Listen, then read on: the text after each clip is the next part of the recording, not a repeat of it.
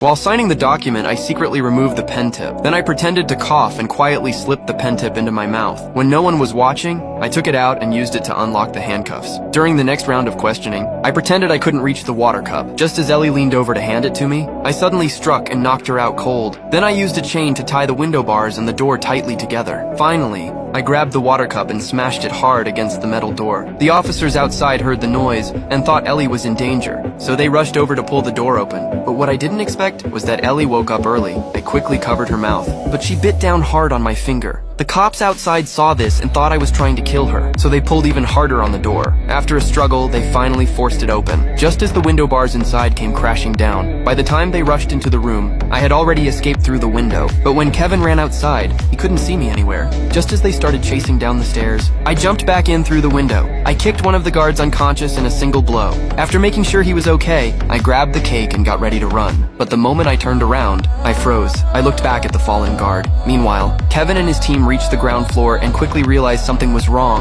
There were too many people downstairs watching. There was no way I could have escaped from there. It was a long drop, and yet there wasn't a single trace of me. Just then, Jack noticed a drop of blood on the back of Kevin's head. Kevin touched the blood and instantly realized I had been right above him. He quickly led his team back upstairs. At the same time, I noticed they were returning and hid on the other side of the staircase. When they entered the interrogation room, only Ellie was there. They rushed back downstairs. While checking the vehicles, Jack suddenly spotted a piece of clothing caught on the barbed wire along the fence. Kevin sent everyone out to chase me, but Ellie suddenly stepped in front of the car. He had no choice but to let her get in. They drove through 2 whole blocks and still couldn't find any sign of me. Kevin finally stopped the car to think. There was no way I could have run that far on foot. Did I just vanish into thin air? At that moment, Ellie suddenly seemed to realize something. She slowly lowered her hand and grabbed Kevin's arm tightly.